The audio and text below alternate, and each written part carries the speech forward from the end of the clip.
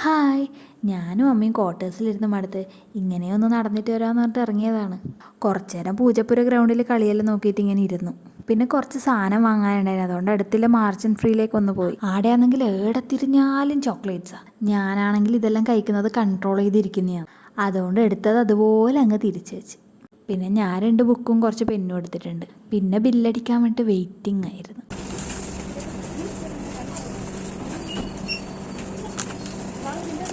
വെറുതെ ഒന്ന് നടക്കാൻ വന്നതായിരുന്നു നമ്മൾ. 944 രൂപ പെട്ടെന്ന് പോയി. നമ്മളാണെങ്കിൽ കവറും കൊണ്ടുവന്നിട്ടുണ്ടായിട്ട. അവസാനം ഒരു കവർ ആടുന്ന് വാങ്ങി. പിന്നെ ബില്ലൊക്കെ ചെക്ക് ചെയ്ത് നമ്മളങ്ങ് ഇറങ്ങി.